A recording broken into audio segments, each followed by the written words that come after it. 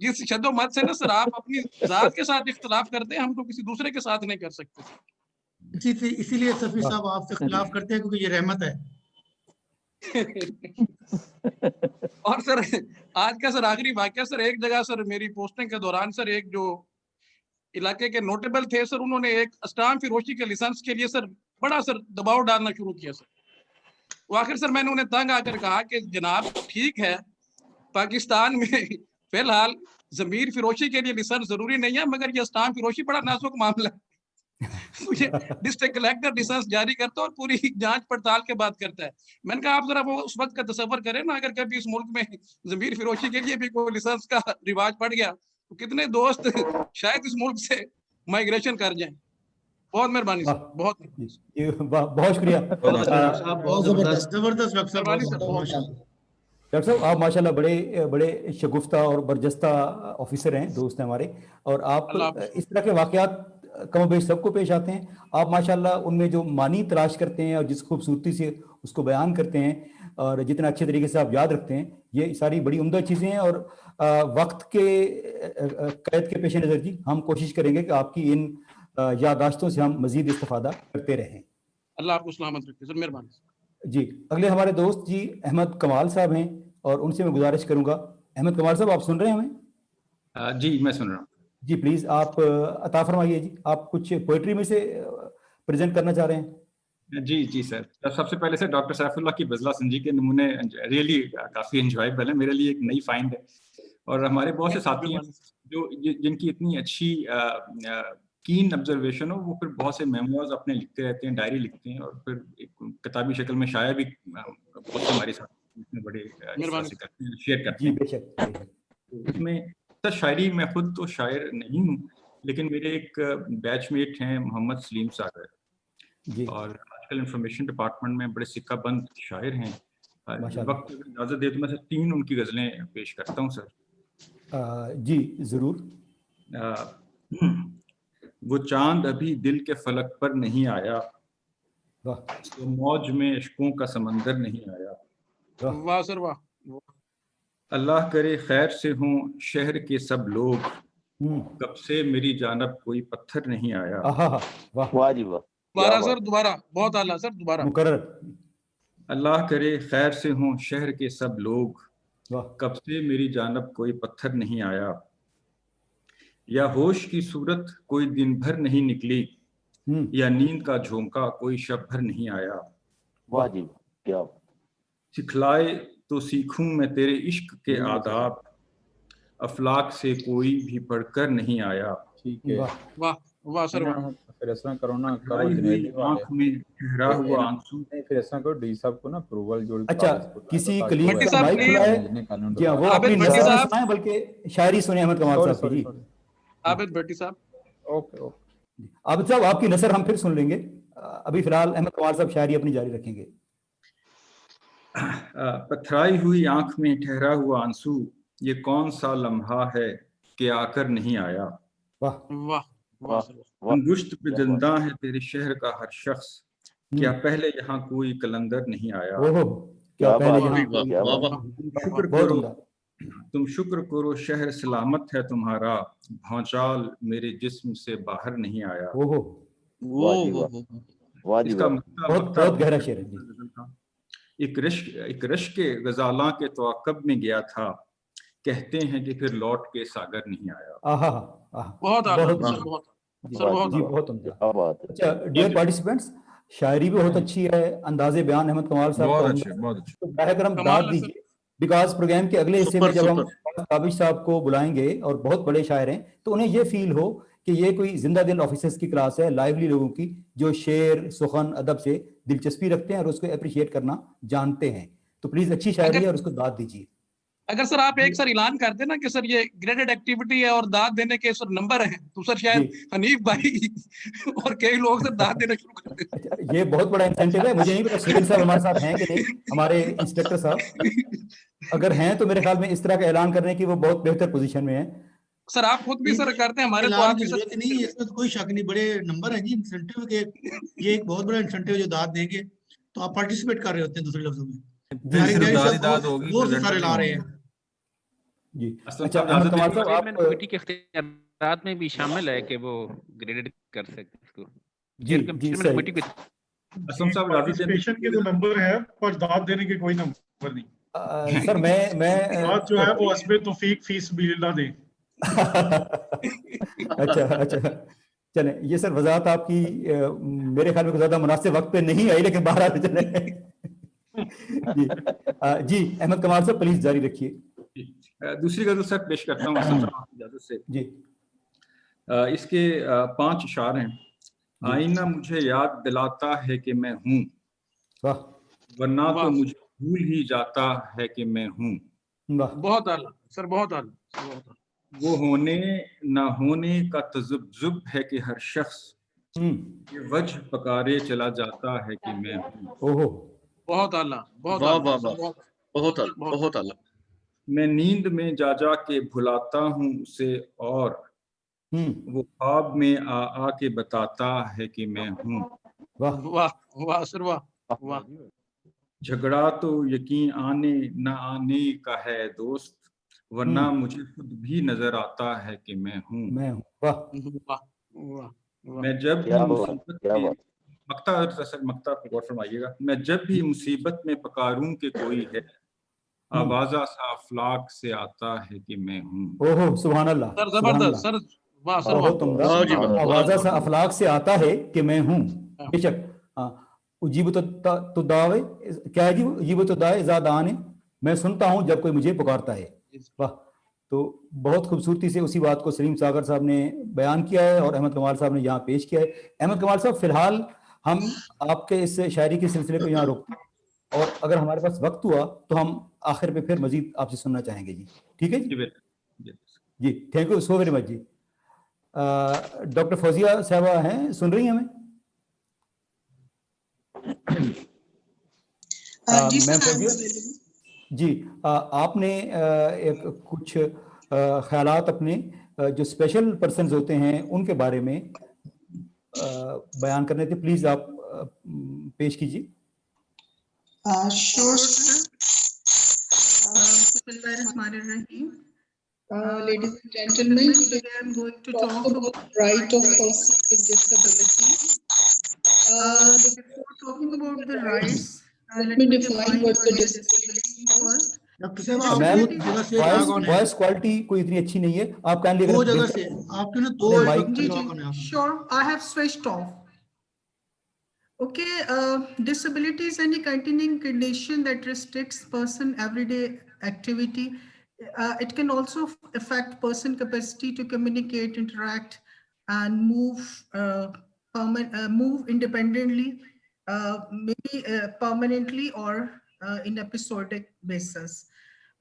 Basically, disability can be included hearing impairment, mental retardation, orthopedic impairment, specific learning disabilities are included in this type. Emotional disturbances is also one form of disability. Visual impairment, and person could have many disabilities.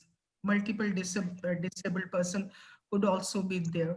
So, I mean, how disability can impact this person? This is a big question because it deals with disabled person, specific condition, specific nature and severity of disability, person's stamina, person's size, weight, age. In addition to that, person, physical, social, and economic environment is also playing very important role. And it is also fact that disabled person belongs to poor family. When we look at the general condition of disabled person around us, we feel that disabled person are normally and they are facing barriers when they want to interact with society. So normally their rights are threatened at schools, at workplace. They are facing difficulties in living independently. They are unable to participate in cultural activities and sports activities. They have limited access to justice and healthcare facilities. In order to remove these barriers, UN Convention for the Right of Disabled Person was first adopted on 13 December 2006. It's headquartered in New York. And basically, Pakistan is also one of the signatory country of this treaty.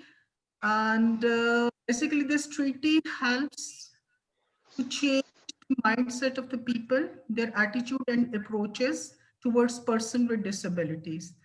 And I must say this, that this is a paradigm shift.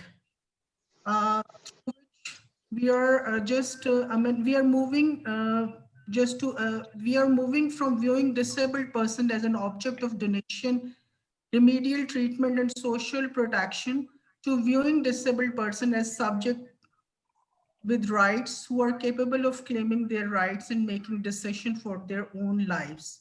So basically, UN has given us disabled person rights, which are basically equality before law without discrimination, right of life, liberty of security of the disabled person, equal recognition before the law and legal capacity, freedom from torture, freedom from exploitation, violence and abuse, right and respect to physical and mental integrity of the disabled person, freedom of movement, respect for privacy, respect for home and the family, right of education, right of work, right of adequate standard of living, right of participation in political and public life, and right of participation in cultural life.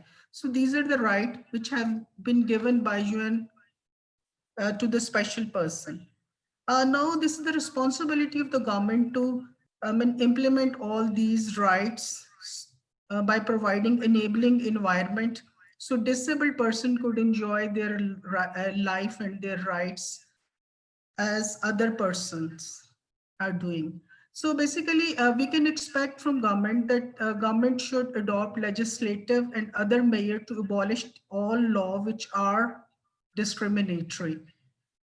And government also protect and promote right of person with disabilities in all policies and program, and stop any practice that breaches the right of person with disability, and ensure that public sector respect the right of person with disabilities.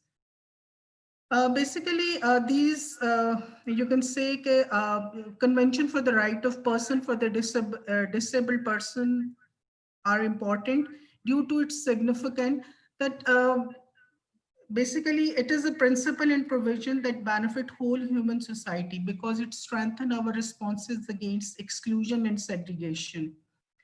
And it is also attainment through these rights. We can also attain one of the sustainable development goal, which illustrate that no one left behind. So basically, this is very important when we talk with reference to children as well, because special children are facing discrimination. They are sometimes they are facing injustice, and sometimes several. They are facing some you can say institutional barrier as well. Whenever they will go for any of their right, they are facing discrimination. They are facing humiliation, and people are not giving due respect to such segment of the society. Thank you very much. Ma'am Fawzia, thank you so very much for this very instructive and informative talk. बहुत उम्दा आपने बातें की और अब हम will move forward. I request जनाब फारूक रशीद साहब कि वो अपनी पोएट्री पेश करें. फारूक रशीद साहब.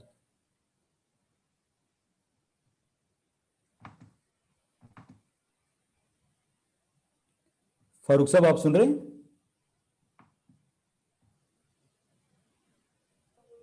जी, मेरी आवाज आ रही है? जी, अब आ रही है सर. जी सर, आ रही है. किसी जमाने में जी मैंने कुछ ख्यालात लिखे थे दहशतगर्दी के तनाजुर में, आपसे शेयर करता हूँ जी. हमारे ख्वाबों की सरजमी को ये किसने मक्तल बना दिया है. वाह.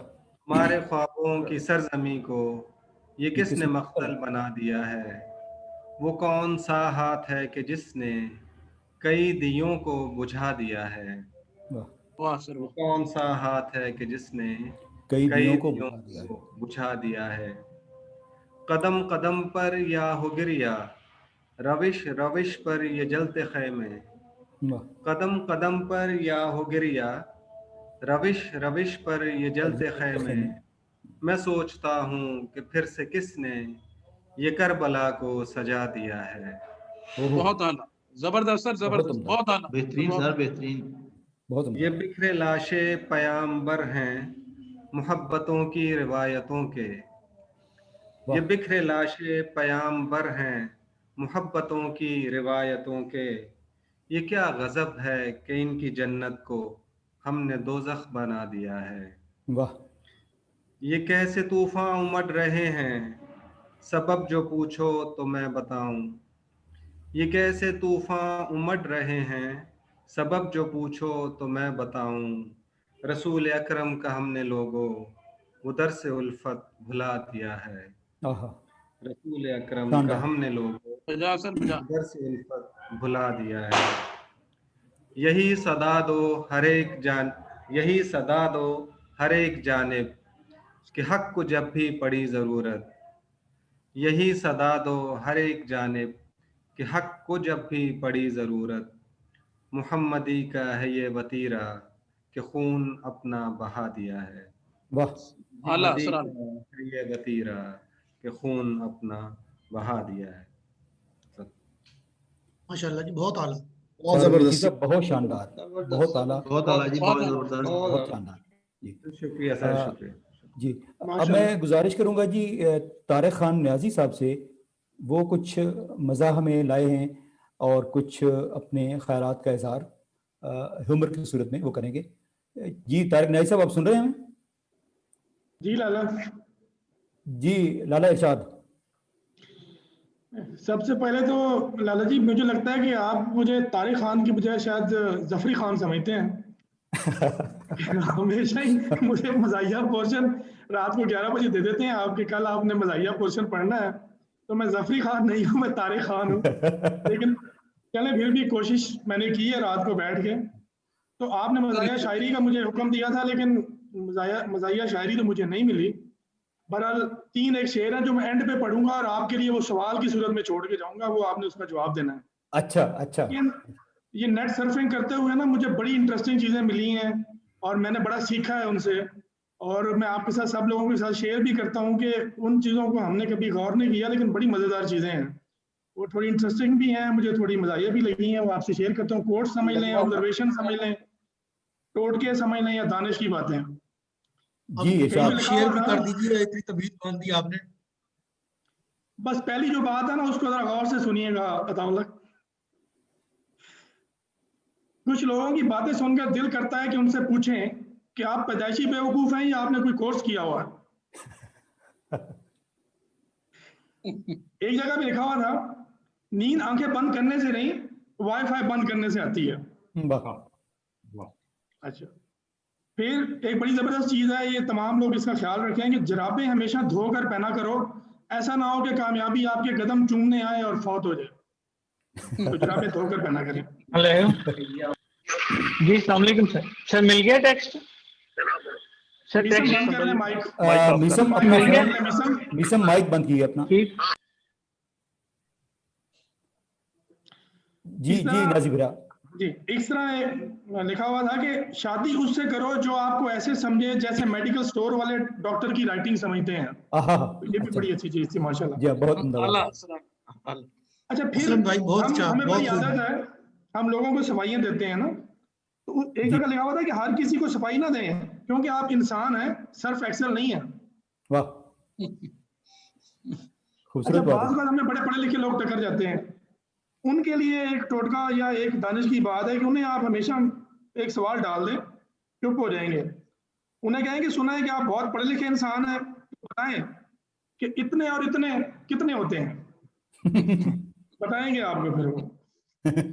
जबरदस्त सर, जबरदस्त। अच्छा, अभी कुछ दिनों पहले एक चीज निकली हुई थी, अखबारों में भी आप पढ़ते हैं कि वो पूछना ये था, वो पूछना ये था। इसमें कॉलम भी लोग लिखते हैं तो यही करते हैं कि वो पूछना ये था। तो मैंने भी 3-4 चीजें वो पूछना ये था में डाली हैं जी। कि वो पूछना ये था कि बिरयानी को देखकर मुंह में पानी आ जाता है, पानी को देखकर मुंह में बिरयानी क्यों नहीं आती? इस तरह वो पूछना ये था कि मेरे दिमाग में जो पैसों का अंबार लगा हुआ है उसे किस तरह मैं अपने अकाउंट में ट्रांसफर करा लूं। इस तरह मैंने पूछना ये था कि दिल में बसना हो तो चारपाई घर से लेके जानी पड़ती है या वहां पहले से मौजूद होती है? इस तरह मैंने पूछना ये था कि आजकल हमारे साथ भी हो रहा है, हम भी शागिर्द हैं, कि शागिर्दों को उस दिन क्यों सबसे ज्यादा खुशी होती है जैसे उस्ताद या टीचर बीमार होता है। अच्छा, फिर मैंने पढ़ा लिखा हुआ था कि प्यार झूठा निकले तो खुद को संभालना मुश्किल हो जाता है और अगर सच्चा निकले तो बच्चों को संभालना मुश्किल हो जाता है।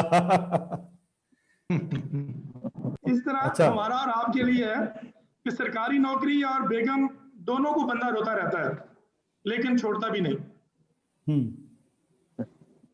कुछ आंटियां बच्चों की बिस्किट और चॉकलेट खाकर खुद ही उन्हें कह रही होती हैं चुड़ैल खा गई है। और बहुत हंसी आती है जब बीवी ये सोचती है कि वो अपने शौहर से बात ना करके उसे सजा दे रही है। बिस्किट बनाने वाली कंपनियों को डब्बे पर ये मेंशन करना चाहिए कि ये बिस्किट चाय में कितने गौते बर्दाश्त कर सकता है। ये बड़ा मसला है हमारे साथ। ये सबके साथ है। जबरदस्त जबरदस्त। और आम खाते हुए जिस चीज को साइड पे रखना पड़ता है उसे हम तमीज कहते हैं। अब मैं फैसलाबाद में हूँ, अगर लाला 2 मिनट है तो मैं फैसलाबाद के हवाले से 2 बड़ी मजेदार चीजें शेयर करता हूँ। जी प्लीज जल्दी से। ये जुगतों का शहर है यहाँ पे और ये मेरे वो तो हमें पता चल भी रहा है। असर आ गया। क्या वाकई है? असर वाकई आ गया सर। हाँ, मेरा बेटा मुझे बता रहा था कि उसका एक दोस्त ना 5 सब्जेक्ट्स में फेल हो गया, तो उसके बाप ने ना उसको गुस्से से कहा कि हुन तू मैनू अब्बा ना कभी। और बेटे ने बड़ा बरजुस्ता उसको जवाब दिया कि अब्बा जान दिसंबर टेस्ट ही सी केड़ा कोई डीएनए का टेस्ट में फेल होया। दिसंबर टेस्ट केड़ा डीएनए टेस्ट फेल हो गया। बहुत खूब बहुत यहाँ खूब। पे अगर एड्रेस बताना हो घर का तो यूरोप में बताते हैं street number 4 4th Avenue house number this and this. ऐसे फैसलाबाद इस एड्रेस इस तरह बताया जाता है। अड्डे ते लैके चिंची लै लेवी ते ओनू 20 रुपए तो वध ना देवी। ओनू कहीं कि कच्ची मसीत वाली गली च ला देवे। उत्तर के सामने मोबाइलिंग का खंबा आएगा, उतो सज्जे हथ हो लई 3 गलियां छड़ के खब्बे हथ नीले रंग का गेट आवेगा, ओदे सामने हाजी पकौड़े वाला होएगा, उतो लंघ के उच्ची नीवी जगह आएगी, ते पहुंच के मैनू मिस कॉल दे देवी, मैं मोटरसाइकिल लेके आ जाऊंगा। अच्छा, यानी इन्हीं पत्थरों पे चल के अगर आ सको तो आओ। हैं जी लाला, that's it.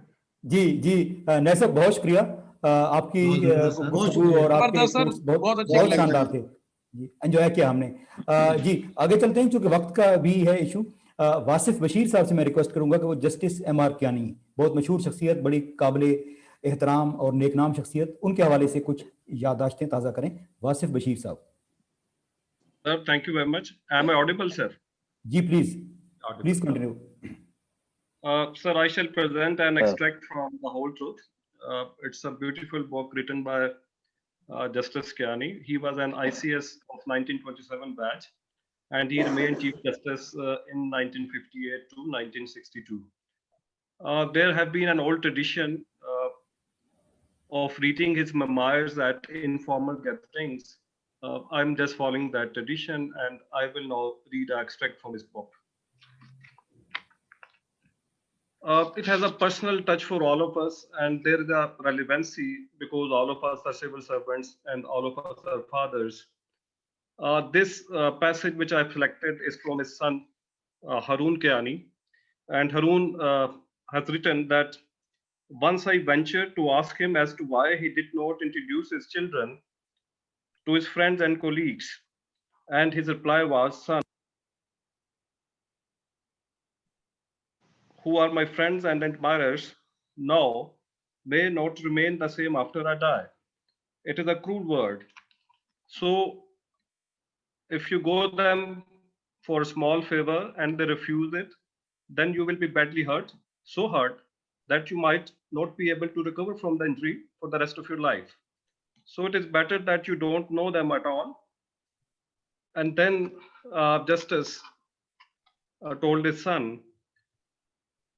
when you lead an independent life, I want you to stand undaunted in the face of worst possible misfortune. Always have a clear conscience. Be honest to your work. Be honest in your dealings. Have a frank disposition. Have an open heart. And always stand by those whose lives and careers depend upon you. If your superiors develop a dislike for these qualities, which they are likely to do, don't let it perturb you. There is the softer side of the justice as well. Once he wrote to his Pathan friend,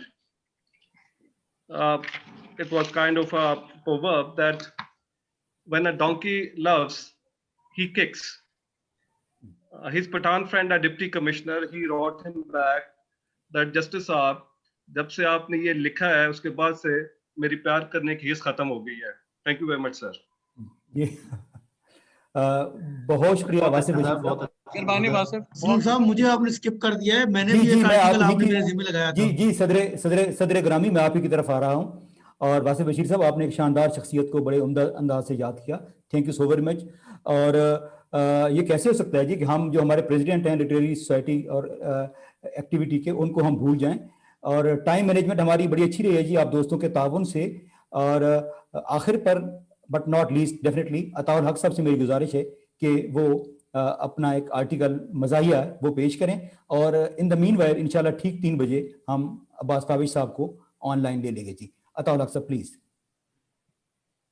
मैंने तो पहले ये समझा था कि शायद आप असलम साहब मुझे भूल गए हैं. आपने जो अपनी एक लिस्ट शेयर की थी तो उसमें 6-7 नंबर पे मेरा नाम था. या फिर वो मेरा टॉपिक सुन के घबरा गए थे कि कहीं कोई अपने दायरे में रह के बातें करनी है. अरे नहीं सर, आपका तो खुतबा सदारत है और मेरी तहरीर नहीं है बल्कि किसी की तहरीर है. जी जी, और सदारती खुतबा हमेशा आखिर पे होता है. ये तहरीर है जी जी, बीवी या बीमारी. जी, मेरी तहरीर का उन्वान है बीवी या बीमारी. बेसिकली ये मेरी तहरीर नहीं है, किसी की तहरीर है, ये किसी के ख्यालात है. मेरे ख्यालात ना समझिएगा. जब से दुनिया बनी है बीवियां बीमार होती आई हैं. चुनाचे मेरे हिस्से में भी जो बीवी आई वो भी बीमार थी. बीवियां, आवाज आ रही है? एम आई एडिबल? आवाज भी आ रही है और सर बाहर जगह पर बीवी जी. बीवियां अपनी बीमारी की सबसे बड़ी वजह अपने शौहर को बताती हैं, वरना मेके में वो भली चंगी थी, हरनी की तरह कलांचे भरती थी. अलबत्ता बीच बीच में बात पर भी मचल कि जरा बीमार होकर देखा जाए. चुनाचे इसी उम्मीद और खुशी में ढोल धमाकों के साथ रेशमी कपड़े पहने, जुड़ाव जेवरों से रास्ता ससुराल की चौखट पर पैर रखती हैं. थोड़ी ही देर के बाद बीमारी का अमल शुरू हो जाता है. नौ आमोज शौहर दुल्हन के आते ही उसे तशन्नुज में देखकर सख्त घबराता है और भागा भागा माँ के पास पहुंच जाता है, जो उसके फोड़पन पे पहले खूब हंसती हैं. चूंकि उसे किसी दूसरे का मुंह तो मिलता नहीं, इसलिए अपना मुंह लेकर लौट आता है. शादी के पहले ही चंद दिनों में मियाँ को पक्का करने के लिए बीवी तंदुरुस्ती के दिन और मेके को याद करके रोने लगती है, जहां वो अपनी नींद सोती है और अपनी थी, और अब जहां उसे पराई नींद सोना, और कभी दुल्हा के आंसू नहीं रोती. फिर वो दिन आ जाते हैं जब वो वाकई बीमार होती है. मियाँ एक की 10 दवाएं लाता है, अच्छे से अच्छे डॉक्टर को दिखाता है, लेकिन बीवी की बीमारी डॉक्टर को नबर दिखाने या उसे दवाएं लाकर देने से नहीं जाती. वो उस वक्त तक रहती है जब तक मियाँ दवा अपने हाथ से नहीं पिलाता. वो रुठती है, बुरे बुरे मुंह बनाती है. मियाँ प्यार का धोखा देता है, ये धोखे में प्यार कर जाता है. ये थू थू करती है, वो फू फू करता है. आखिर आधी दवा अंदर जाती है, आधी बाहर गिरती है, और कुछ देर के बाद जनाब बीवी का जायका ठीक हो जाता है और कहती है, ए तुम्हारे हाथों से तो मैं जहर भी पी लूं. और मैं यहाँ अपने शौहर भाइयों को मशवरा दूंगा कि बीवी की और बहुत सी बातों के साथ साथ इस बात को सफेद काला या हरे रंग का झूठ समझे, वरना फांसी हो जाएगी. यहाँ आसपास ना हूं, ये मेरे ख्याल में अब आवाज आ रही है? जी जी जी आ रही है. अच्छा, आवाज आ रही है. आखिर में गायब हो गई सबकी.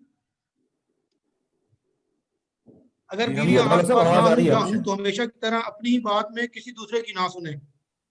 ना तो मैं आपको बताऊं, बीवियां दरअसल बीमार नहीं होती हैं, वो यूं ही थोड़े से नोटिस पर बीमार होकर दिखा देती हैं. इस बात को जानने के लिए उनकी बीमारी के साथ उनका होता सोता कितना बीमार दिखाई देता है, इतने दुख और हमदर्दी का इजहार करता है. जो फेल बीवियों की लुगत में मोहब्बत का दूसरा नाम है. अगर मियाँ के चेहरे पर बीवी की बीमारी के कोई आसार दिखाई ना दे तो वो उसे निहायत जलील समझती हैं, लेकिन दिल में खुश होती हैं और कहती हैं मर्द है, अगर वो कहीं हमदर्दी का इजहार करे, करवट करवट साथ मरे तो यूं देखने में खुश नजर आएगी, लेकिन अंदर से ज़नख़ा है मुआ। मैं बड़ी बीमारी की बात नहीं करता जो कि बीवी खुद होती है, उन छोटी छोटी बीमारियों को जिक्र कर रहा हूँ जो दरअसल कोई वजूद नहीं रखती और जो मर्द को उकसाने के भी दिन रात पैदा करती रहती है। खालिस बीवी की रोज सवेरे उठकर शिकायत करेगी, आज मेरा सोच भारी है, फिर वो नापेगी।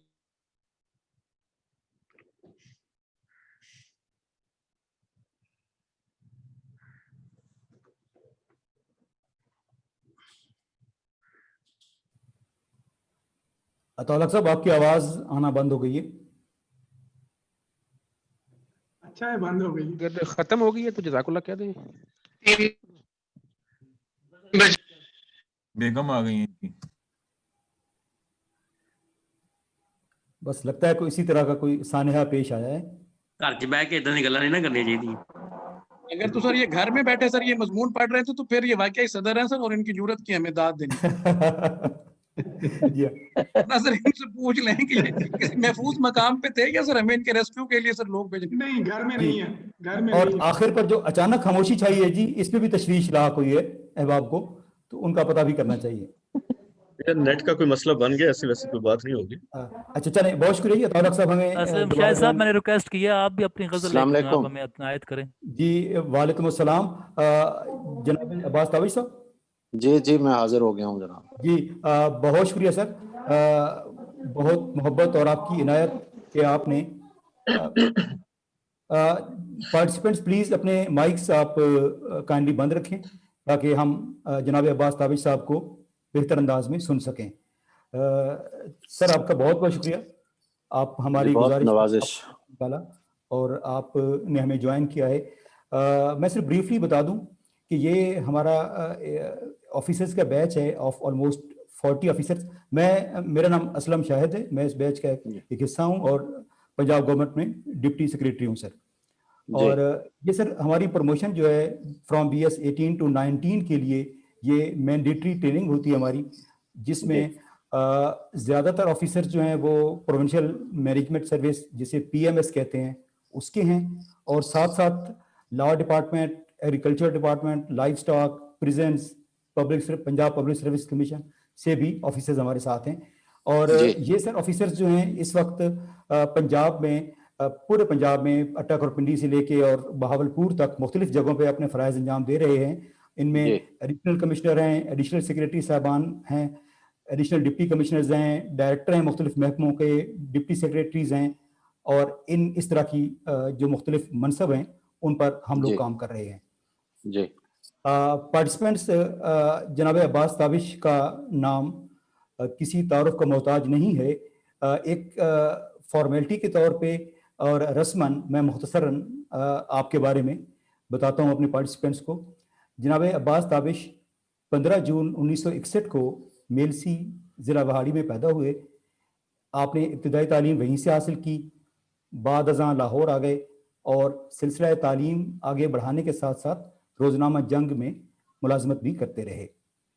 गवर्नमेंट कॉलेज से आपने मास्टर्स किया उर्दू अदब में, और गवर्नमेंट कॉलेज का जो मारूफ मुजल्ला है रावी, उसके मुदीर के तौर पे काम किया, जो एक बहुत बड़ी एजाज़ की बात थी। जनाब अब्बास ताबिश जब रावी के मुदीर थे तो इत्तफाक से उसी साल मैंने गवर्नमेंट कॉलेज में एडमिशन लिया था और मुझे एजाज़ हासिल है कि रावी में मेरा एक मजमून इनकी इदारत में शाये हुआ था। अगरचे सर को बिल्कुल याद नहीं होगा और होना भी नहीं चाहिए, इसलिए कि शमा जो है वो परवानों का हिसाब कहाँ तक रख सकती है। बहुत मोहब्बत। बाद में जनाब अब्बास ताबिश ने बतौर लेक्चरर शोबा तालीम हुकूमत पंजाब को ज्वाइन किया, मुख्तलिफ कॉलेजेस में खिदमत अंजाम दी, और आजकल आप गवर्नमेंट कॉलेज गुलबर्ग लाहौर में बहसीत सदर शोबा उर्दू फ़राइज़ अंजाम दे रहे हैं। आपके शेरी मजमूए तमहीद, आसमान, मुझे दुआओं में याद रखना, परों में शाम ढलती है और रक्स दरवेश के नाम से आ चुके हैं, और आपकी कुल्लियात इश्क आबाद के नाम से, ये अगर मेरा कैमरा आपको दिखा रहा है तो ये आपकी कुल्लियात है जो उशा के जहाँ के लिए हिर्ज़े जहाँ है। اور اس کے ساتھ ساتھ آپ کے کئی شعری انتخاب بھی شائع ہو چکے ہیں. جناب عباس تابش کو ملکی اور عالمی سطح پر کئی اعزازات حاصل ہوئے ہیں. حکومت پاکستان نے انہیں 2015 میں ان کی خدمات کے صلے میں تمغہ امتیاز سے نوازا ہے. دنیا بھر میں جہاں جہاں اردو بولی اور سمجھی جاتی ہے آپ کے خوبصورت کلام کے مداح وہاں موجود ہیں. بہت سارے ممالک کا سفر کر چکے ہیں اور اپنے عمدہ کلام کو اتنے ہی شاندار انداز کے ساتھ پیش کر کے محبان زبان و ادب اردو سے داد پا چکے ہیں. عصر حاضر کے بہت بڑے اور نمائندہ شاعر ہیں. سادگی، سلاست، برجستگی، روانی، انسانی نفسیات کی عمدہ عکاسی ان کے کلام کی نمایاں تر خصوصیات ہیں.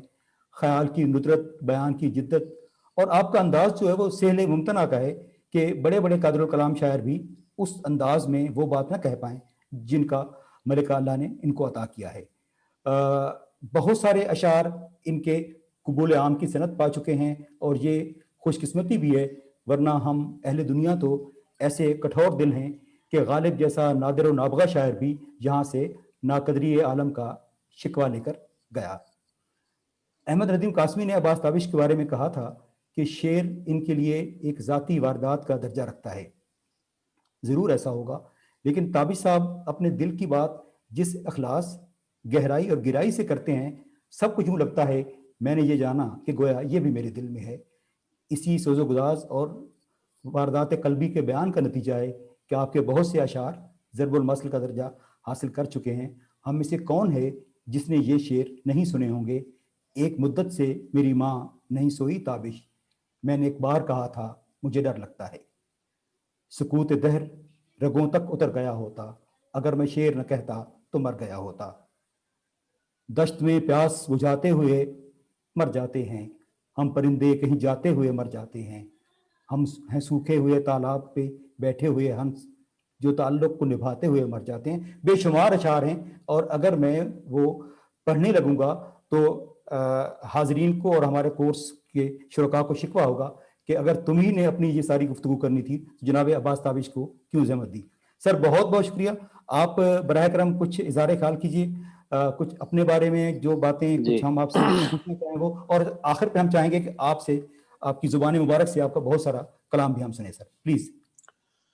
بہت شکریہ اسلم شاہد صاحب، اور اس بیچ کے تمام افسران کو میں سلام پیش کرتا ہوں. گزشتہ برس تو وہاں حاضری ہوئی تھی اور گفتگو بھی میں نے کی، لیکن اب چونکہ زمانہ بدل گیا ہے، زوم پر ہی ہم لوگ ملتے ہیں، تو جیسا اللہ کو منظور بہت اچھا لگ رہا ہے. آپ پڑھے لکھے اور بڑے لوگوں سے مخاطب ہوتے ہوئے مجھے دیکھیے، پہلے تو میں آپ کا شکریہ ادا کرتا ہوں، آپ نے میرے بارے میں کچھ زیادہ ہی تعریف کر دی، محبت کا اظہار کر دیا. میں ایک عاجز سا آدمی ہوں، اور میں سمجھتا ہوں کہ میرا جو نظریہ فن ہے اس میں سب سے زیادہ اہم چیز جو ہے وہ عاجزی ہے. کیونکہ میرا خیال ہے کہ تخلیق جو ہوتی ہے اس کا تعلق عاجزی سے ہوتا ہے. یہ رب اظہار کے ہاں ایک ایسا سرنڈر ہے جس میں آپ کو تخلیق عطا ہوتی ہے. اور اسی پر میں دعا بھی کرتا ہوں کہ یہ عاجزی جو ہے سب لکھنے والوں میں آ جائے، کیونکہ اس کے بغیر ممکن نہیں ہوتا. مجھے یاد ہے ایک دفعہ میں نیو یارک میں تھا، ایک ٹی وی کے اینکر نے مجھ سے پوچھا کہ فلاں فلاں شعر آپ نے اچھے لکھے ہیں، پھر نہیں لکھے. میں نے کہا اگر میرے بس میں ہوتا تو میں سارے شعر ہی ویسے لکھتا جیسے یہ شعر ہے. تو بھائی ہم تو سیدھی سی بات ہے، ایک مچھیرے کی طرح جال جو ہے وہ پھینک کے بیٹھ جاتے ہیں، اور پھر اس کے بعد جو ہے وہ رزق کے ہنر دینے والا جو ہے وہ اس میں اس کی مرضی ہے جو بھی اس جال میں آ جائے.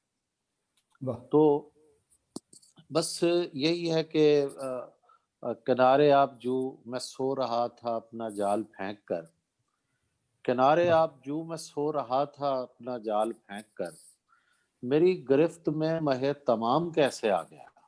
تو بس یہ مہ تمام کبھی بھی آ جاتا ہے اور ہمیں اچھا لگتا ہے. دوسری بات یہ ہے کہ مجھ سے اکثر پوچھا جاتا ہے کہ شاعر جو ہوتا ہے وہ پیدائشی ہوتا ہے. آپ سب جانتے ہیں. میری آواز آ رہی ہے آپ کو؟ جی بالکل آ رہی ہے سر. جی سر. سر آ رہی آواز آ رہی. اچھا جی.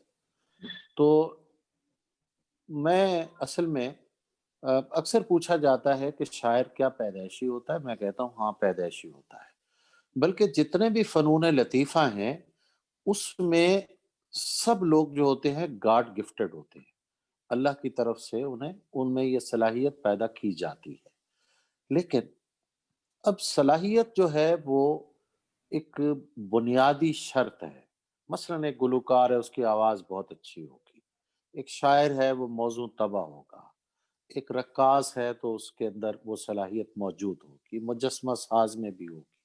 لیکن بات یہ ہے کہ اس کے بعد سیکھنے کا عمل آتا ہے. ٹی ایس ایلیٹ نے کہیں کہا ہے کہ 1% آدمی اپنی صلاحیتیں لے کے پیدا ہوتا ہے اور 99% اس کی محنت، ریاضت اور اس کا مطالعہ ہوتا ہے. کہ مطالعے کے بغیر جو ہے کوئی شاعر مکمل نہیں ہو سکتا. ابتدائی طور پر سب میں صلاحیت ایک جیسی ہوتی ہے، لیکن اپنی محنت سے شاعر زندگی میں آگے بڑھ سکتا ہے. تو 2 اسکول آف تھاٹ پائے جاتے ہیں اس حوالے سے. کئی شعراء ایسے ہیں کہ یہ ایک الہامی کام ہے، اس میں سیکھنے کی ضرورت نہیں ہوتی. اور دوسرا اسکول آف تھاٹ جو ہے وہ کہتے ہیں کہ یہ ہنر ہے اور ہنر سیکھنا پڑتا ہے. تو میں دوسرے اسکول آف تھاٹ کا آدمی ہوں. میں کہتا ہوں کہ سیکھے بغیر آدمی آگے نہیں بڑھ سکتا.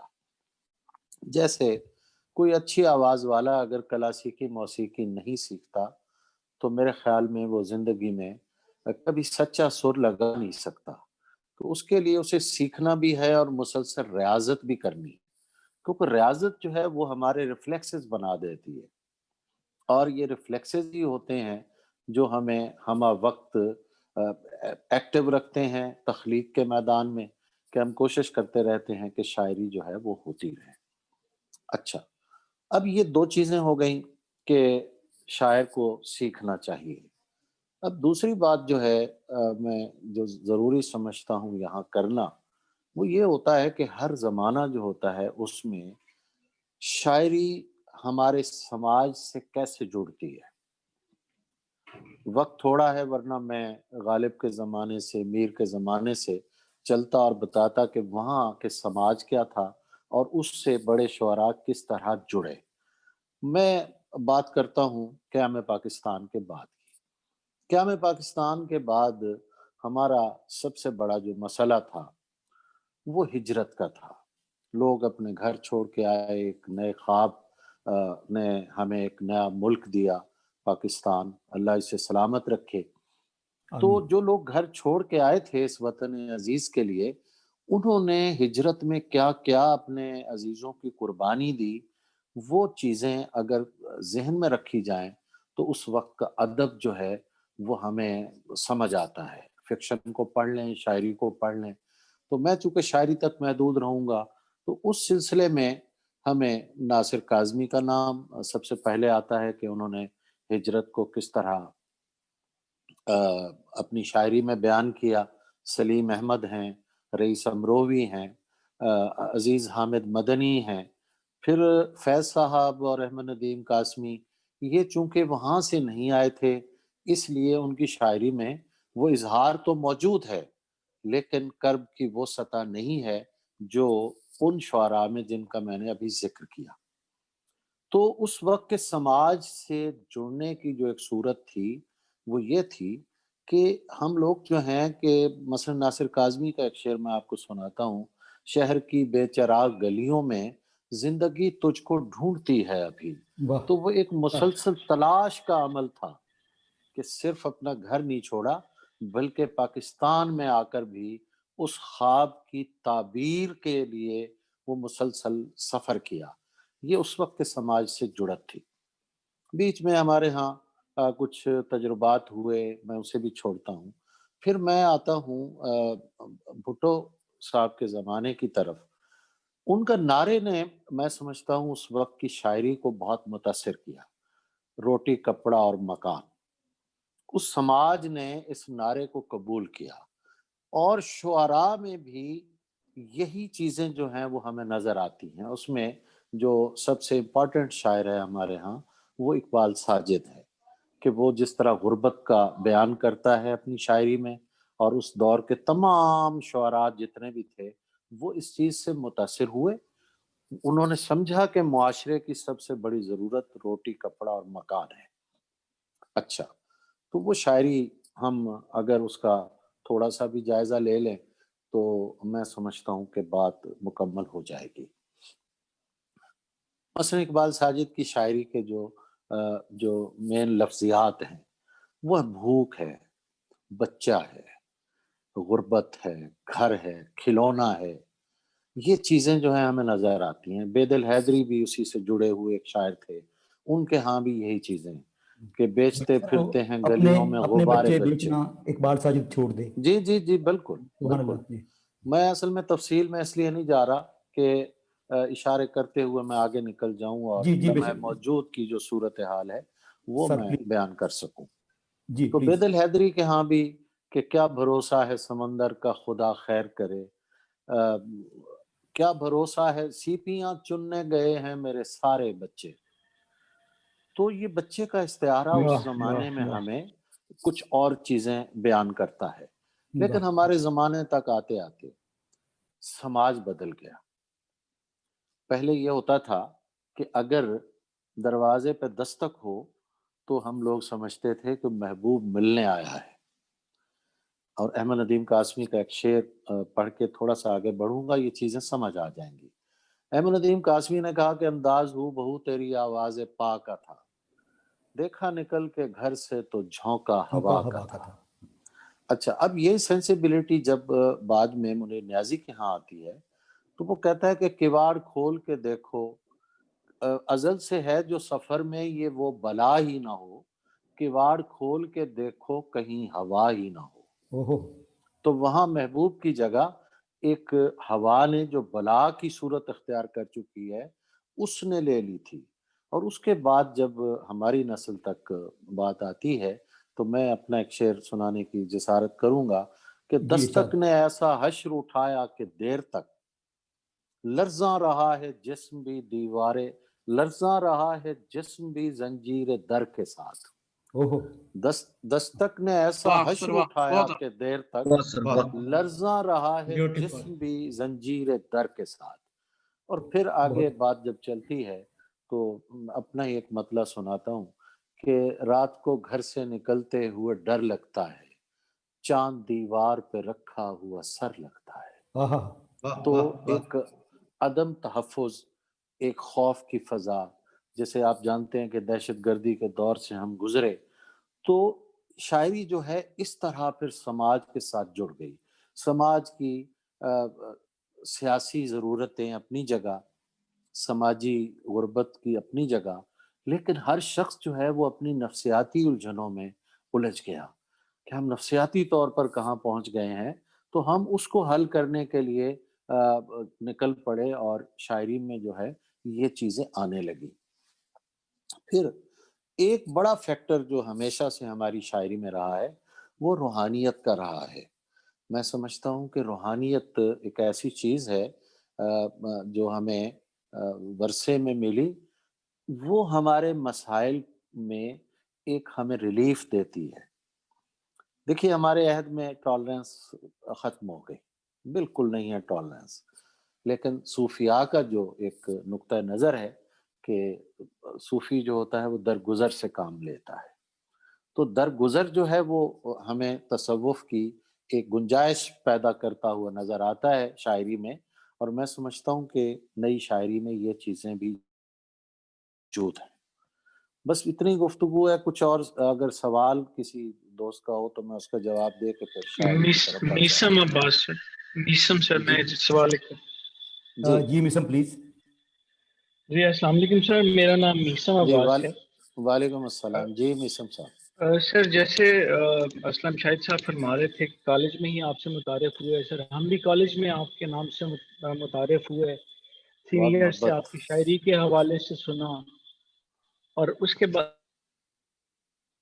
بلکہ اگر میں یہ کہوں کہ اردو شاعری سے محبت کی ایک وجہ آپ بھی ہیں تو بالکل غلط نہیں ہوگا سر. وقت کے ساتھ ساتھ آپ کو پڑھتے رہے اور آپ نے اپنے کام سے ایک بہت بڑا نام اور مقام پیدا کر لیا نا سر.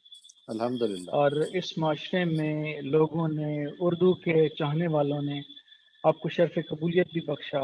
آپ کی شاعری نے وہ مقام پایا جو شاید لوگ اپنی زندگی میں نہیں پا سکتے.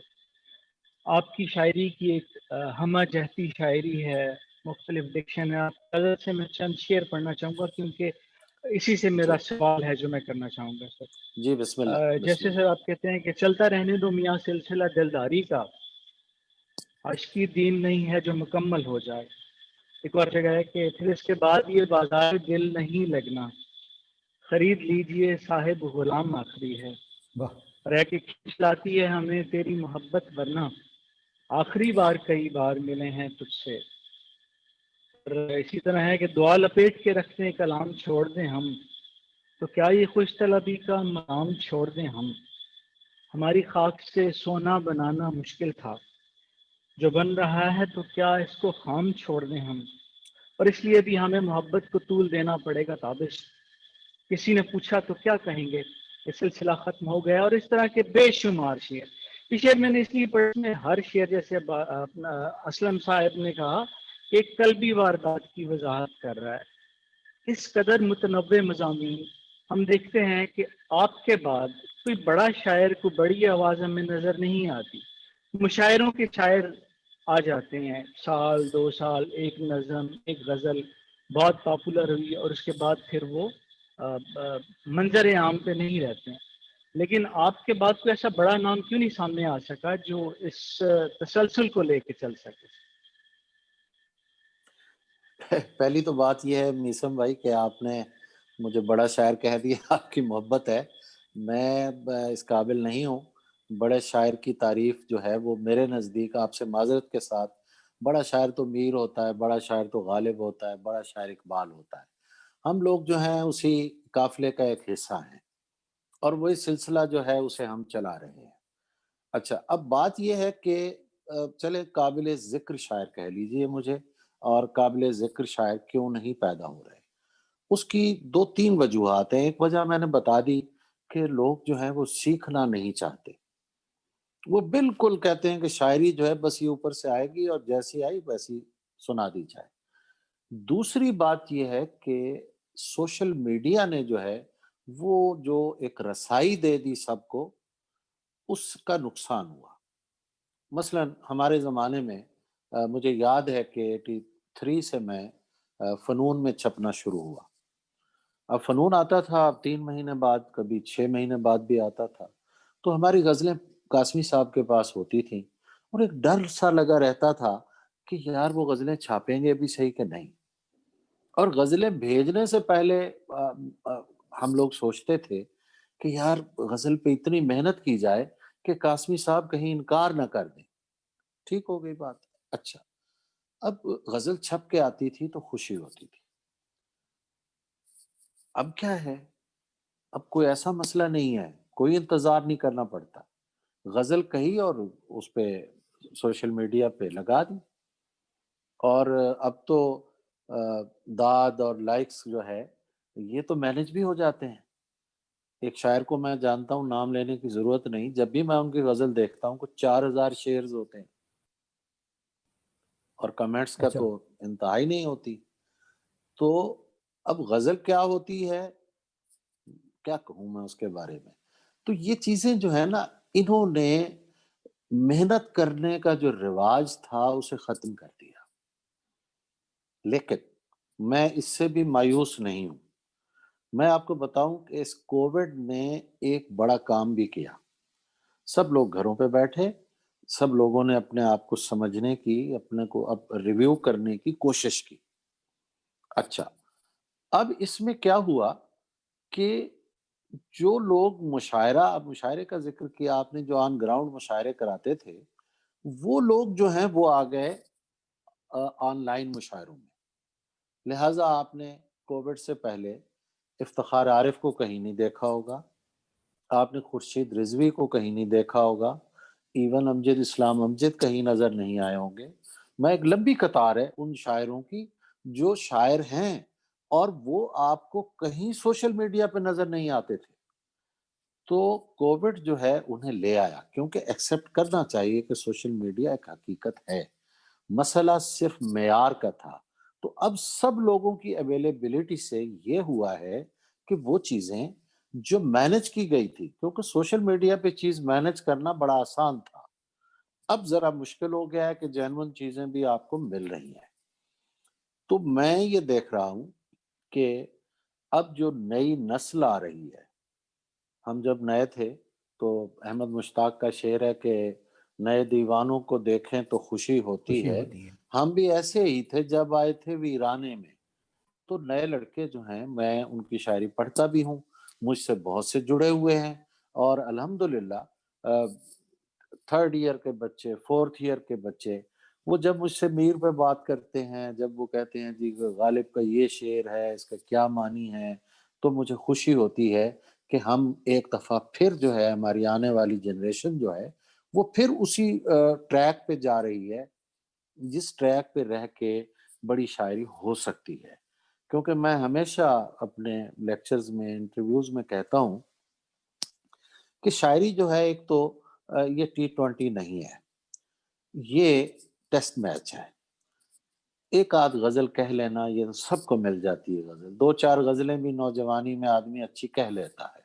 مسئلہ یہ ہے کہ کہنا اور مسلسل کہتے رہنا, یہ بات ہے.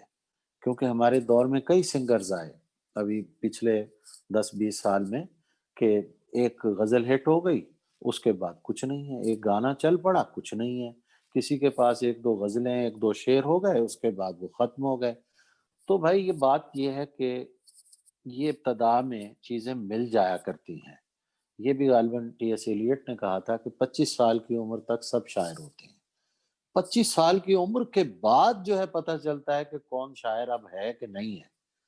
کیونکہ 25 سال کی عمر کے بعد ہر شاعر جو ہوتا ہے وہ پریکٹسنگ پوئٹ ہو جاتا ہے, وہ پریکٹسنگ پوئٹ ہو جاتا ہے. اور پریکٹس کرنا, ریاضت کرنا, یہ شاعری کا سفر ہے. میں تو سب کو کہتا ہوں کہ جیسے ایک کلاسیکل سنگر استاد فتح علی خان سے میں نے پوچھا آخری عمر میں کہ کتنی آپ ریاضت کرتے ہیں, کہتے ہیں اب بھی 6 گھنٹے میں روزانہ ریاض کرتا ہوں. اسی طرح شاعری کا بھی ریاض ہوتا ہے, ریاضت ہوتی ہے, مصرے پہ محنت ہوتی ہے, کرافٹ کو سمجھنا ہوتا ہے. لیکن لوگ نہیں سمجھتے تھے, اب الحمدللہ یہ چیزیں آ رہی ہیں. دوسری بات یہ ہے کہ لانگ جمپ کھڑے کھڑے نہیں لگتا, اس کے لیے بہت پیچھے جانا پڑتا ہے, پھر لانگ جمپ لگتا ہے. تو کلاسکس کی طرف جو آدمی جا کے اس بھیدوں بھرے جنگل سے نکل کے آ کے دوڑ کے آتا ہے, وہ لانگ جمپ لگا سکتا ہے اور کوئی نہیں لگا سکتا.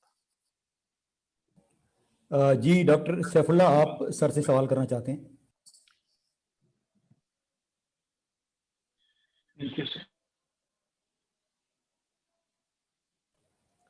ڈاکٹر سیف اللہ, آپ کو آواز آ رہی ہے؟ ڈاکٹر صاحب آپ کا مائک آف ہے, مائک آن کر لیں. سر ڈاکٹر سیف شاعری سے مستفید نہ ہو جائیں سر. سر اسلم شاہد صاحب سر جیسے فیصلہ کریں سر. نہیں سر, شاعری بہتر رہے گی سر. جی 1-2 سوال مختصر کر لی تھی اور اس کے بعد ہم سر کی شاعری.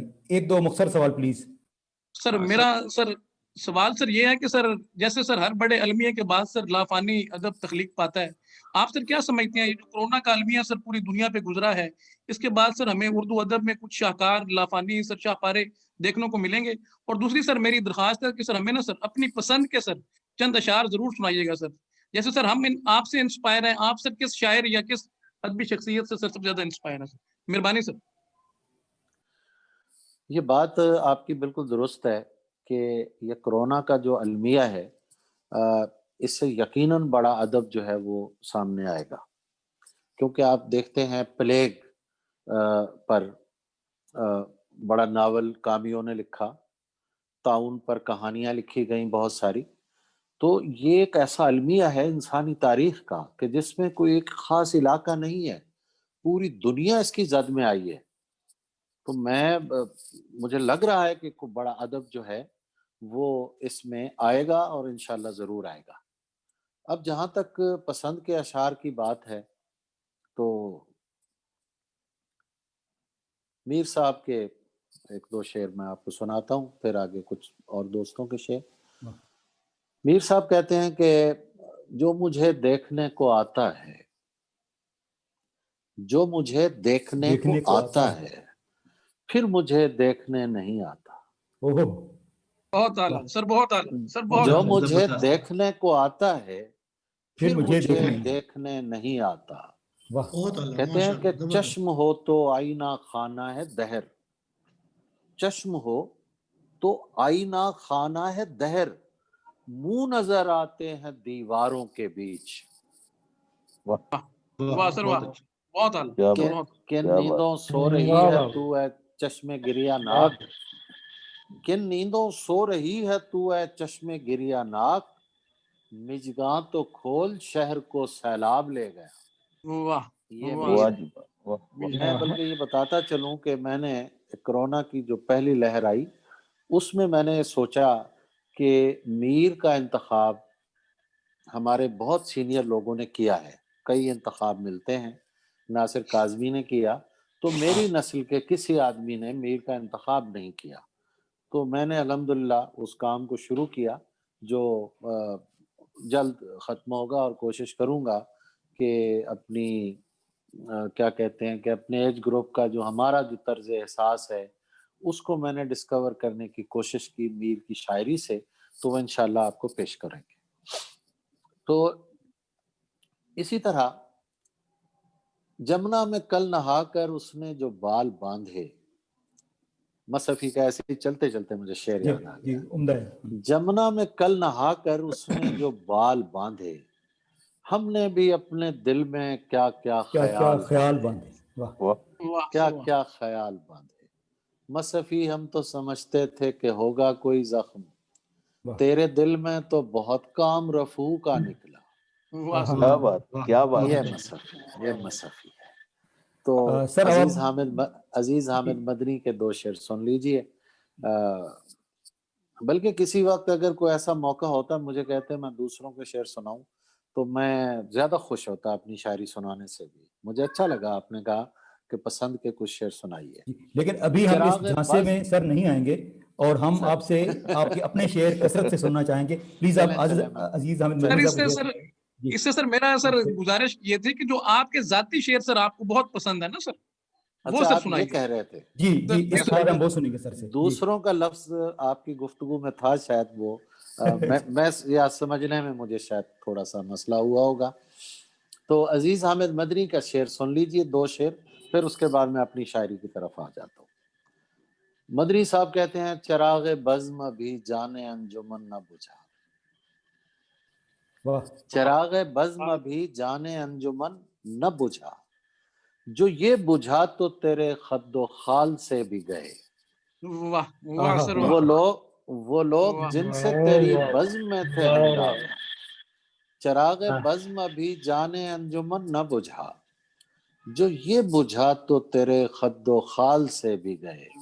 اور شعر دیکھیے کہ کہتے ہیں وہ لوگ جن سے تیری بزم میں تھے ہنگامے، وہ لوگ جن سے تیری بزم میں تھے ہنگامے، گئے تو کیا تیری بزم خیال سے بھی گئے۔ چلیے جناب میں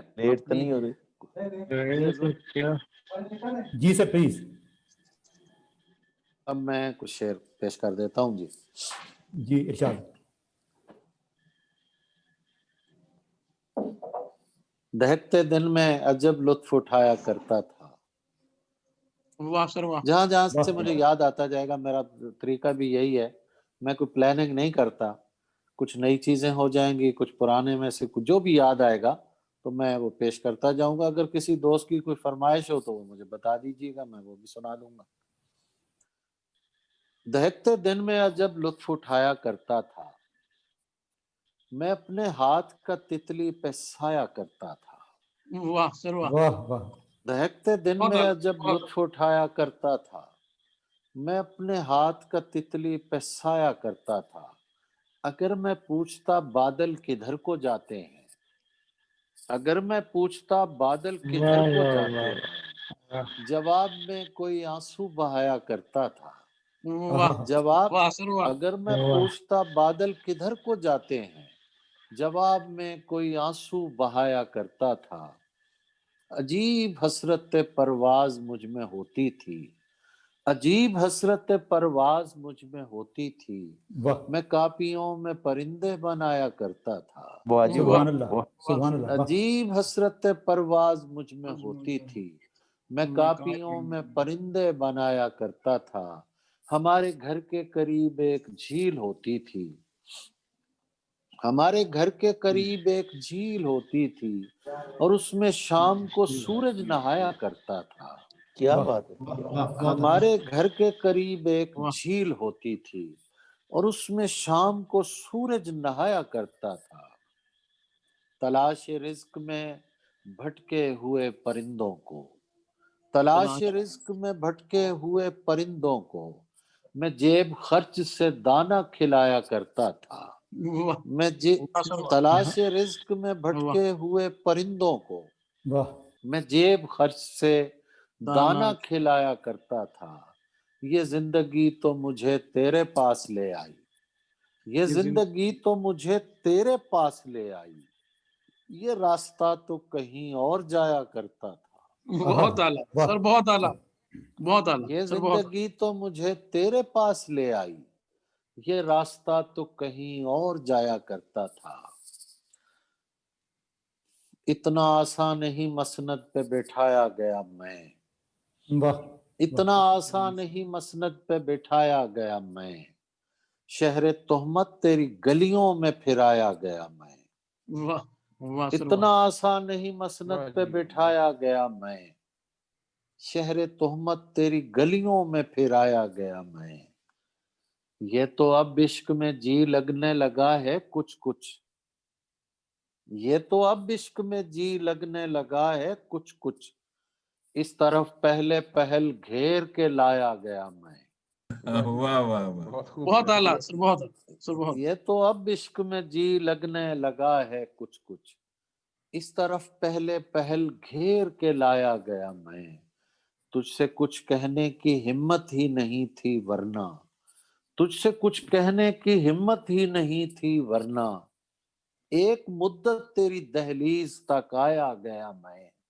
واہ سر واہ واہ تجھ سے کچھ کہنے کی ہمت ہی نہیں تھی ورنہ، ایک مدت تیری دہلیز تک آیا گیا میں، خلوت خاص میں بلوانے سے پہلے تابش، خلوت خاص میں بلوانے سے پہلے تابش، عام لوگوں میں بہت دیر بٹھایا گیا میں، بہت اعلیٰ سر، بہت اعلیٰ، خلوت خاص میں بلوانے سے پہلے تابش، عام لوگوں میں بہت دیر بٹھایا گیا میں، دشت میں پیاس بجھاتے ہوئے مر جاتے ہیں، دشت میں پیاس بجھاتے ہوئے مر جاتے ہیں، ہم پرندے کہیں جاتے ہوئے مر جاتے ہیں، بہت اعلیٰ بہت اعلیٰ سر، مقرر سر، دشت میں پیاس بجھاتے ہوئے مر جاتے ہیں، سر ایک گزارش ہے جی حضور سر، اس کا شیئر کا ذرا بیک گراؤنڈ ایک دفعہ پھر بتا دیا، انہیں پہلے بھی ایک دفعہ بتایا تھا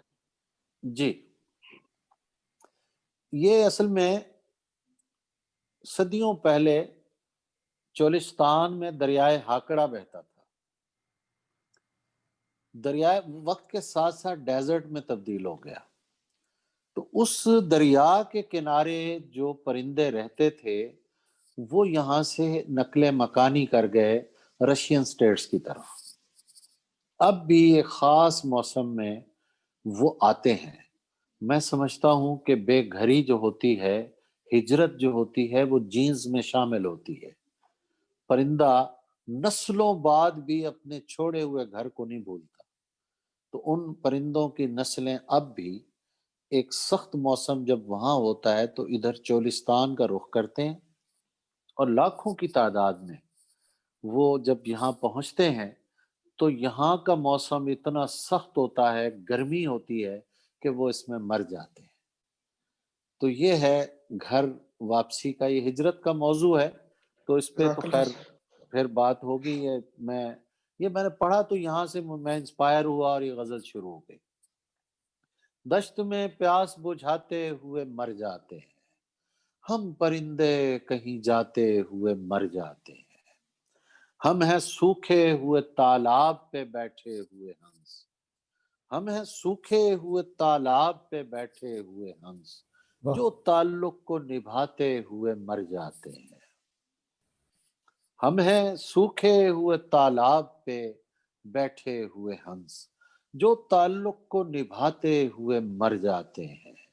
گھر پہنچتا ہے کوئی اور ہمارے جیسا، گھر پہنچتا ہے کوئی اور ہمارے جیسا، ہم تیرے شہر سے جاتے ہوئے مر جاتے ہیں۔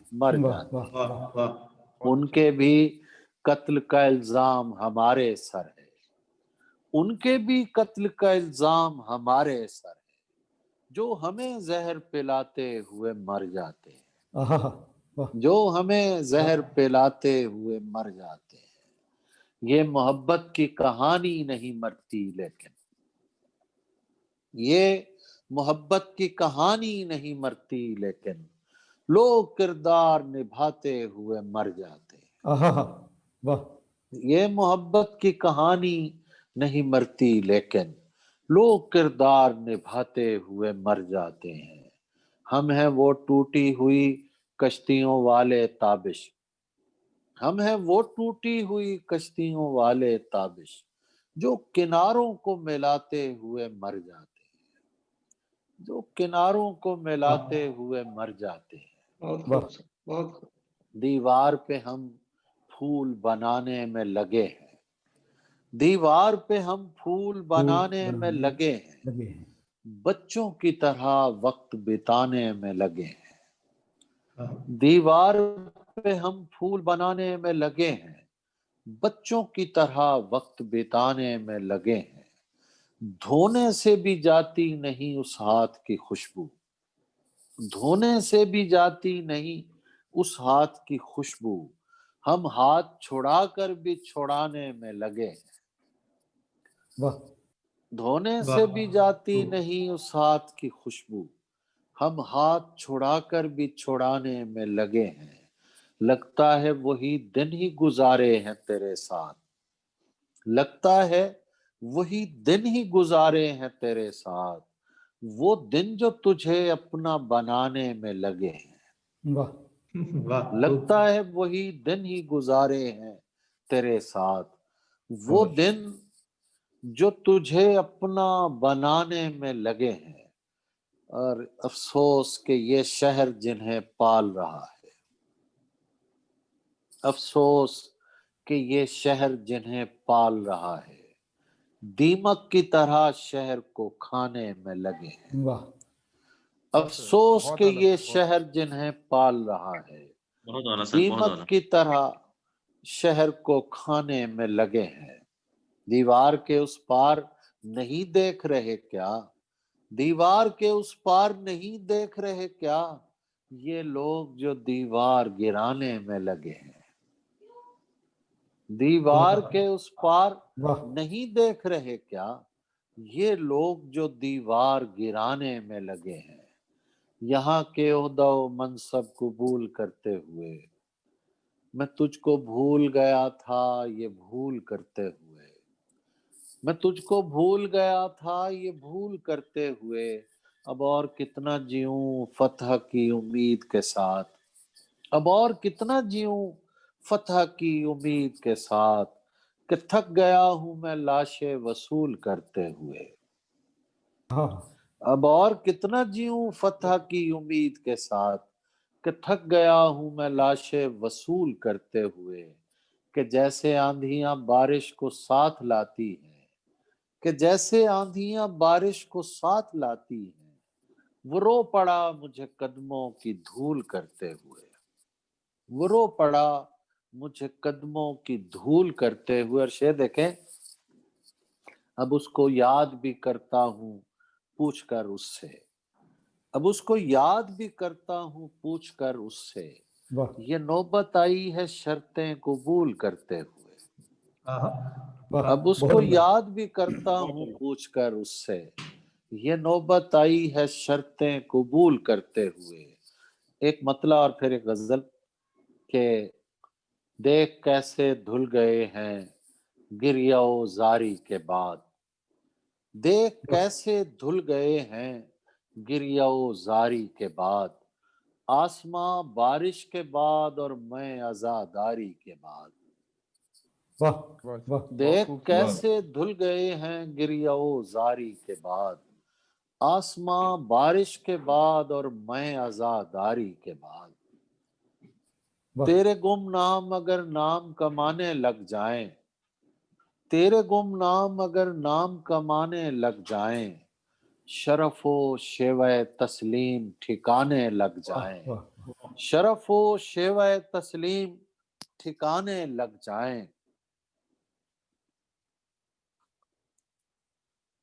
تیرے گم نام اگر نام کمانے لگ جائیں، شرف و شیوہ تسلیم ٹھکانے لگ جائیں، یہ بھی ممکن ہے کوئی روکنے والا ہی نہ ہو، یہ بھی ممکن ہے کوئی روکنے والا ہی نہ ہو، یہ بھی ممکن ہے یہاں مجھ کو زمانے لگ جائیں، یہ بھی ممکن ہے کوئی روکنے والا ہی نہ ہو، یہ بھی ممکن ہے یہاں مجھ کو زمانے لگ جائیں، دیکھ ہے حسن فراواں یہ بہت ممکن ہے، دیکھ ہے حسن فراواں یہ بہت ممکن ہے، میرا دل تک نہ لگے تیرے خزانے لگ جائیں، دیکھ ہے حسن فراواں یہ بہت ممکن ہے، میرا دل تک نہ لگے تیرے خزانے لگ جائیں، سر کمال سر بہت اعلیٰ، جس طرح نور سے پیدا ہے جہان اشیاء، جس طرح نور سے پیدا ہے جہان اشیاء، ایک نظر ڈال کے ہم بھی نظر آنے لگ جائیں، بہت خوب، جس طرح نور سے پیدا ہے جہان اشیاء، ایک نظر ڈال کہ ہم بھی نظر آنے لگ جائیں، تو محبت کی غرض لمحہ موجود سے رکھ، تو محبت کی غرض لمحہ موجود سے رکھ، تیرے ذمے نہ میرے درد پرانے لگ جائیں، تیرے ذمے نہ میرے درد پرانے لگ جائیں، یہ محبت نہ کوئی رد عمل بن جائے، یہ محبت نہ کہیں رد عمل بن جائے، یہ محبت نہ کہیں نہ کوئی رد عمل بن جائے، ہم تیرے بعد کہیں ظلم نہ ڈھانے لگ جائیں، ہم یہ محبت نہ کوئی رد عمل بن، ہم تیرے بعد کہیں ظلم نہ ڈھانے لگ جائیں، کار دنیا بھی عجب ہے کہ میرے گھر والے، کار دنیا بھی عجب ہے کہ میرے گھر والے، دن نکلتے ہی میری خیر منانے لگ جائیں، کار دنیا بھی عجب ہے کہ میرے گھر والے، دن نکلتے ہی میری خیر منانے لگ جائیں، پاس ہی ڈوب رہی ہے کوئی کشتی تابش، پاس ہی ڈوب رہی ہے کوئی کشتی تابش، خود نہیں بچتے اگر اس کو بچانے لگ جائیں، بس جناب فراز کو یاد کروا دیا جی آپ نے، سر بہت عمدہ، اور آپ کی سر اجازت سے ہم آپ سے تھوڑا سا کلام اور سنیں گے اگر آپ کے پاس چند منٹ ہیں تو۔ جی جی میرے پاس وقت ہی وقت ہے جی بالکل، اور سر اس سے پہلے چھوٹی سی خواہش تھی ہماری کہ وہ پانی آنکھ میں بھر کر لایا جا سکتا ہے سر وہ اگر عنایت کر دیں تو وہ بڑی نوازش، جی میں پیش کر دیتا ہوں، جی پلیز۔ پانی آنکھ میں بھر کر لایا جا سکتا ہے، پانی آنکھ میں بھر کر لایا جا سکتا ہے، اب بھی جلتا شہر بچایا جا سکتا ہے، پانی آنکھ میں بھر کر لایا جا سکتا ہے، اب بھی جلتا شہر بچایا جا سکتا ہے، ایک محبت اور وہ بھی ناکام محبت، ایک محبت اور وہ بھی ناکام محبت، لیکن اس سے کام چلایا جا سکتا ہے، ایک محبت اور وہ بھی ناکام محبت، लेकिन इससे काम चलाया जा सकता है। दिल पर पानी पीने आती हैं उम्मीदें, दिल पर पानी पीने आती हैं उम्मीदें, इस चश्मे में जहर मिलाया जा सकता है। वाह। दिल पर पानी पीने आती हैं उम्मीदें, इस चश्मे में जहर मिलाया जा सकता है। ये महताब ये रात की पेशानी का घाव, ये महताब ये रात की पेशानी का घाव, ऐसा जख्म तो दिल पर खाया जा सकता है। ये महताब ये रात की पेशानी का घाव, ऐसा जख्म तो दिल पर खाया जा सकता है। ऐसा जख्म तो दिल पर खाया जा सकता है। मुझ गुमनाम से पूछते हैं फरहादो मजनू, मुझ गुमनाम से पूछते हैं फरहादो मजनू, इश्क में कितना नाम कमाया जा सकता है। इश्क में कितना नाम कमाया जा सकता है। फटा पुराना ख्वाब है मेरा फिर भी ताबिश, फटा पुराना ख्वाब है मेरा फिर भी ताबिश, इसमें अपना आप छुपाया जा सकता है। वाह वाह।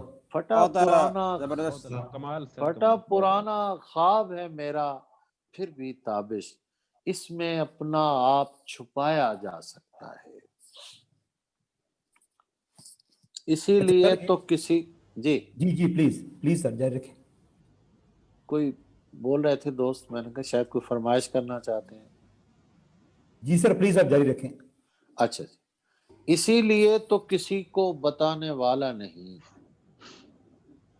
इसीलिए तो किसी को बताने वाला नहीं कि तेरा मेरा ताल्लुक जमाने वाला नहीं, इसीलिए तो किसी को बताने वाला नहीं कि तेरा मेरा ताल्लुक जमाने वाला नहीं।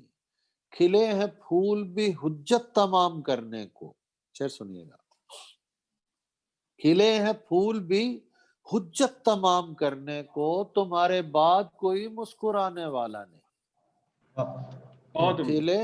खिले बहुत शुक्रिया। खिले हैं फूल भी हुज्जत तमाम करने को, तुम्हारे बाद कोई मुस्कुराने वाला नहीं। ये जान लो कि जो दावा करे फकीरी का, ये जान लो कि जो दावा करे फकीरी का, वो आस्तीन से है आस्ताने वाला नहीं। ये जान लो कि जो दावा करे फकीरी का, वो आस्तीन से है आस्ताने वाला नहीं। पलट के आ ही गए हो, पलट के आ ही गए हो तो इतना ध्यान रहे, तुम्हारा दोस्त हूं लेकिन पुराने वाला नहीं। Beautiful beautiful. पलट के आ ही गए हो तो इतना ध्यान रहे, तुम्हारा दोस्त हूँ लेकिन पुराने वाला नहीं। कोई टकरा के सुबुक सर भी तो हो सकता है, मेरी तामीर में पत्थर भी तो हो सकता है। क्यों ना ऐ शख्स तुझे हाथ लगा कर देखूं, क्यों ना ऐ शख्स तुझे हाथ लगा कर देखूं, तू मेरे वहम से बढ़कर भी तो हो सकता है। क्यों ना ऐ शख्स तुझे हाथ लगा कर देखूं, तू मेरे वहम से बढ़कर भी तो हो सकता है। ये जो है रेत का टीला मेरे कदमों के तले, शेर सुनिएगा, ये जो है रेत का टीला मेरे कदमों के तले, कोई दम में मेरे ऊपर भी तो हो सकता है। वाह वाह। ये जो है रेत का टीला मेरे कदमों के तले, कोई दम में मेरे ऊपर भी तो हो सकता है। ये जो है फूल हथेली पे इसे फूल न जान, ये जो है फूल हथेली पे इसे फूल न जान, मेरा दिल जिस्म से बाहर भी तो हो सकता है। ये जो है फूल हथेली पे इसे फूल न जान, मेरा दिल जिस्म से बाहर भी तो हो सकता है। क्या जरूरी है कि हम हार के जीते ताबिश, क्या जरूरी है कि हम हार के जीते ताबिश, इश्क का खेल बराबर भी तो हो सकता है। इश्क का खेल बराबर भी तो हो सकता है।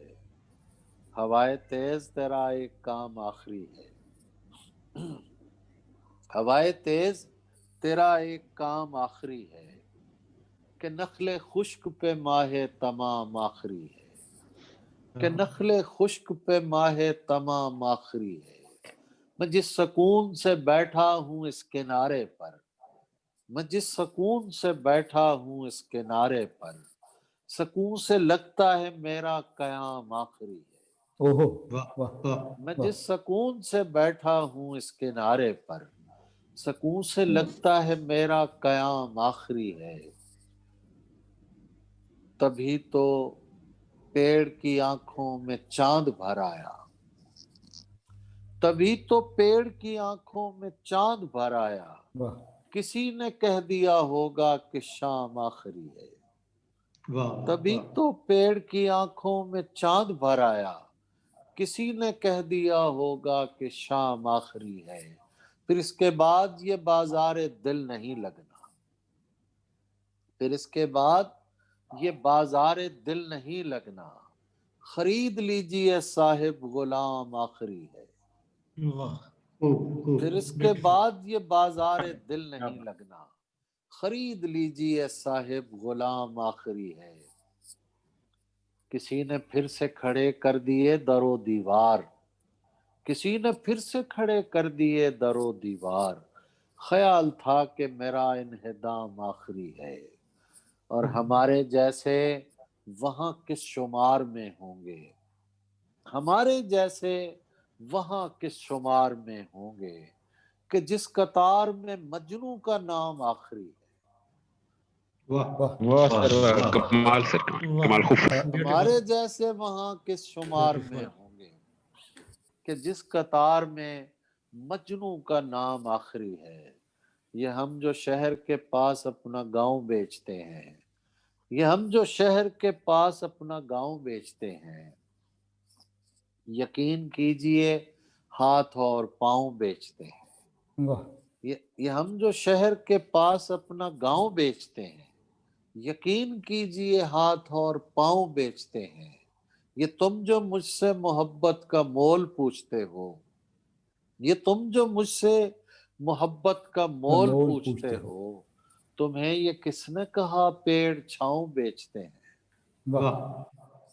ये तुम जो मुझसे मोहब्बत का मोल पूछते हो, तुम्हें ये किसने कहा पेड़ छांव बेचते हैं। वो पहले काटते हैं पांव चलने वाले के, वो पहले काटते हैं पांव चलने वाले के, फिर उस गरीब को लकड़ी के पांव बेचते हैं। वो पहले काटते हैं पांव चलने वाले के, फिर उस गरीब को लकड़ी के पांव बेचते हैं। लोग जाएंगे तो पीछा करें। जी सर। जी। फिर उस गरीब को लकड़ी के पांव बेचते हैं। दमे सुखन ही तबीयत लहू लहू की जाए, कोई तो हो के तेरी जिससे गुफ्तगू की जाए। कशीदा कारे अजल तुझको एतराज तो नहीं, कशीदा कारे अजल तुझको एतराज तो नहीं, कहीं कहीं से अगर जिंदगी रफू की जाए। कशीदा कारे अजल तुझको एतराज तो नहीं, कहीं कहीं से अगर जिंदगी रफू की जाए। तू चाहता है मोहब्बतों में तो शजरे का भी नहीं मज़कूर, मोहब्बतों में तो शजरे का भी नहीं मज़कूर। तू चाहता है कि मसलक पे गुफ्तगू की जाए, तू चाहता है कि मसलक पे गुफ्तगू की जाए। ये उस पे है मुझे कितना लहू लहू करेगा, ये उस पे है मुझे कितना लहू लहू करेगा। उसी ने जख्म दिए हैं वही रफू करेगा, उसी ने जख्म दिए हैं वही रफू करेगा। मैं इस ख्याल से, मैं इस उम्मीद पे दिन भर लकीर खींचता हूँ, मैं इस उम्मीद पे दिन भर लकीर खींचता हूँ कि चांद निकलेगा और इसको आप जू करेगा। کہ چاند نکلے گا اور اس کو آپ جو کرے گا. میں اس خیال سے تالاب چھوڑ دیتا ہوں، میں اس خیال سے تالاب چھوڑ دیتا ہوں کہ میرے بعد پرندہ یہاں وضو کرے گا، کہ میرے بعد پرندہ یہاں وضو کرے گا. تیرے سوا کوئی ہوتا تو اس سے کہتے ہم، تیرے سوا کوئی ہوتا تو اس سے کہتے ہم، ہمارا کام ہے تجھ سے لہٰذا تو کرے گا. واہ واہ. تیرے سوا کوئی ہوتا